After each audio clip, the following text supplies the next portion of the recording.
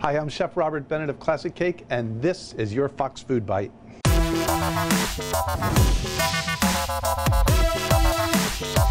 Well, with strawberry season upon us, I want to share my strawberry gelato recipe with you. So the first thing we need to make is a strawberry jam.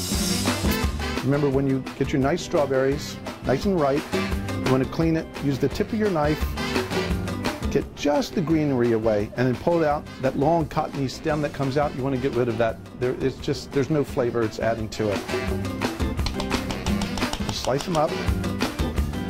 This recipe calls for 1 pint of strawberries. You're going to get about 10 ounces of cleaned strawberries. Now for this recipe, the 1 pint of chopped strawberries, 1/2 cup sugar, and 2 teaspoons lemon juice. Now put this mixture on the heat. You can put this on medium-high heat if you want. The sugar is going to pull the moisture out of the strawberries. It's going to make a nice syrup. The lemon juice enhances the fresh flavor, and also it happens to activate the pectin so that you can get a nice thick jam from this. This jam ends up, if you don't want to use it in your ice cream, it's excellent for your toast, and then you have homemade jam.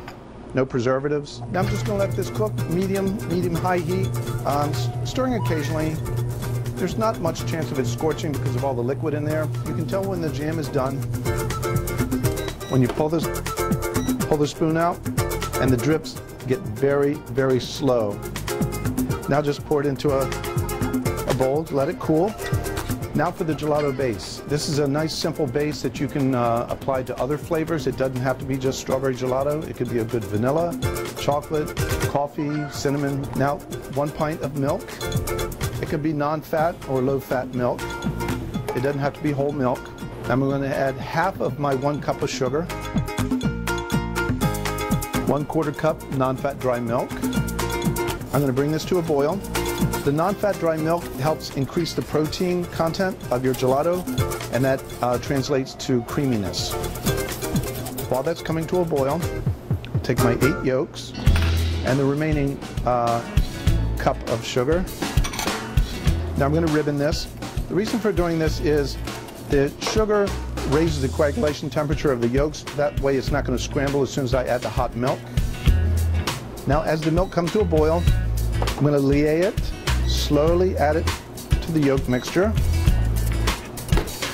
Then the entire mixture goes back to the pot.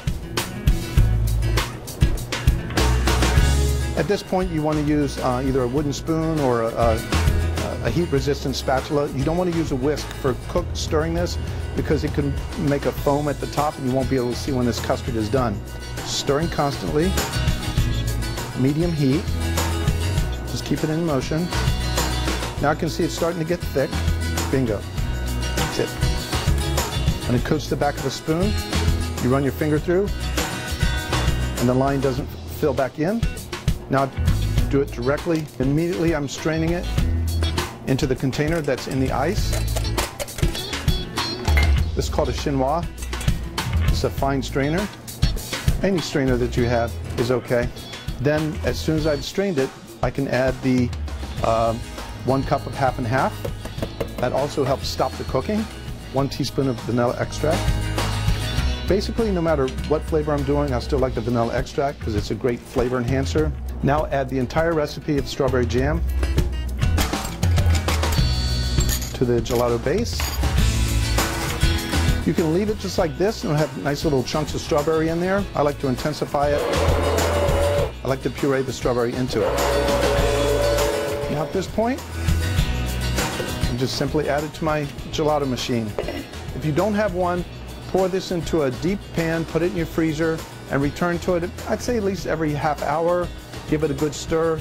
The reason this makes such a nice product is because it's stirring as it's freezing, so that breaks down the ice crystals to essentially make it creamier and get it started. Roughly, this takes maybe 20 minutes to half an hour. It's not going to get rock hard. You want to get it until it's not freezing anymore.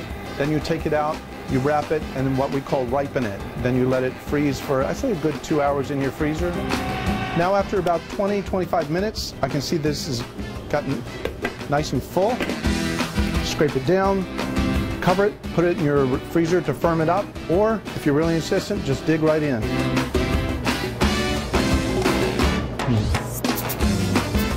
I'm Chef Robert Bennett of Classic Cake, and this has been your Fox Food Bite.